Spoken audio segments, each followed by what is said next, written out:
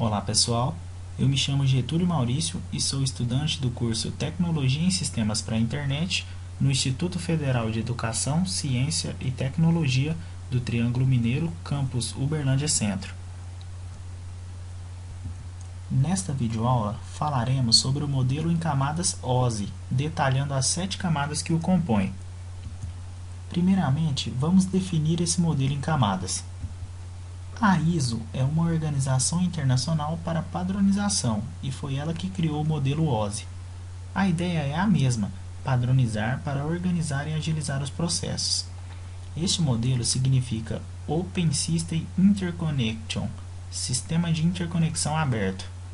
É um modelo criado para interconexão de computadores, mas que hoje é aplicado em diversas outras áreas como o wireless.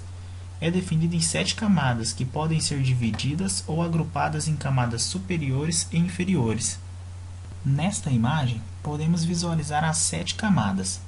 Como citei na figura, é interessante notar que a ordem numérica das camadas é decrescente, ou seja, o processo começa na camada física, onde os sinais elétricos são convertidos em zeros e uns.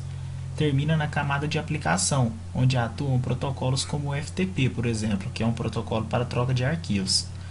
Agora vamos explicar cada camada das 7 camadas do modelo OSI. Como citei anteriormente, é onde se inicia todo o processo na camada física. Como no cabo navega apenas sinais elétricos de baixa frequência, a camada física identifica como 0 sinal elétrico com menos 5 volts, e 1 como sinal elétrico com 5 volts positivos. Vejam na figura um exemplo com a senoide. A camada física trata coisas tipo distância máxima dos cabos, conectores físicos, pulsos elétricos ou pulsos de luz. Resumindo, ela recebe os dados e começa o processo. Ou insere os dados finalizando o processo, de acordo com a ordem. Podemos associá-la a cabos e conectores. Exemplos de alguns dispositivos que atuam na camada física são os hubs, os cabos, entre outros. Sua PDU, ou protocolo de unidade de dados, são os bits. Agora vamos falar da camada de enlace. Após a camada física ter formatado os dados de maneira que a camada de enlace os entenda, inicia-se a segunda parte do processo. Um aspecto interessante é que a camada de enlace já entende o endereço físico, que seria o MAC address. A camada de enlace trata as topologias de rede, dispositivos como switch, placa de rede, interfaces, entre outros, e é responsável por todo o processo de switching. Após o recebimento dos bits, ela os converte de maneira inteligível, os transforma em unidade de dado, subtrai o endereço físico e encaminha para a camada de rede que continua o processo. Sua PDU é o quadro. Camada de rede. Pensando em WAN, é a camada que mais atua no processo. A camada 3 é responsável pelo tráfego no processo de Internet Working. A partir de dispositivos como os roteadores, ela decide qual o melhor caminho para os dados no processo, bem como o estabelecimento das rotas.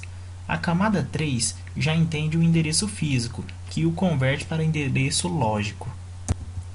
Exemplo de dispositivo atuante nessa camada é o roteador, que sem dúvida é o principal agente no processo de Internet Working, pois este determina as melhores rotas baseadas nos seus critérios, endereça os dados pelas redes e gerencia suas tabelas de roteamento. A PDU da camada 3 é o pacote. Camada de transporte.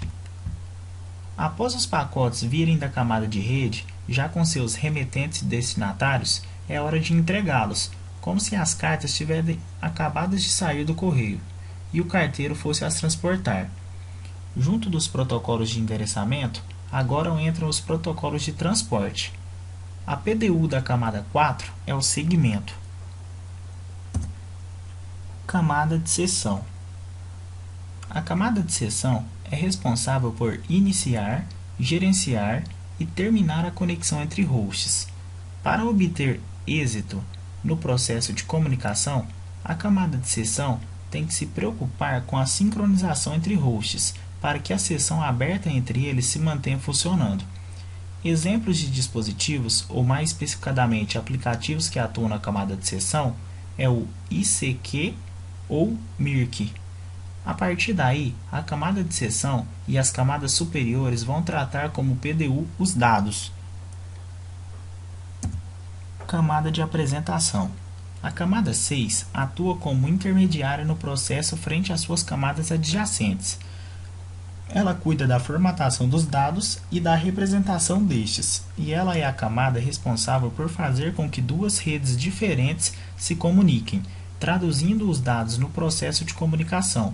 Alguns dispositivos atuantes na camada de apresentação são o gateway ou os tracers, sendo que o gateway, no caso, faria a ponte entre as redes, traduzindo diferentes protocolos, e o tracer traduzir sinais, por exemplo, de cabo UTP, em sinais que um cabo coaxial entenda.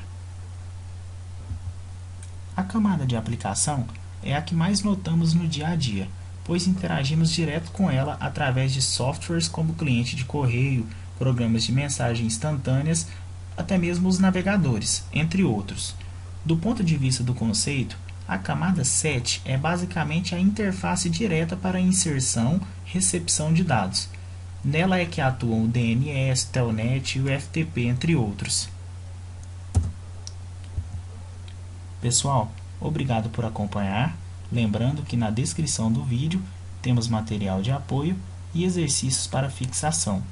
Dúvidas, entre em contato conosco pelos comentários do vídeo ou através do nosso site.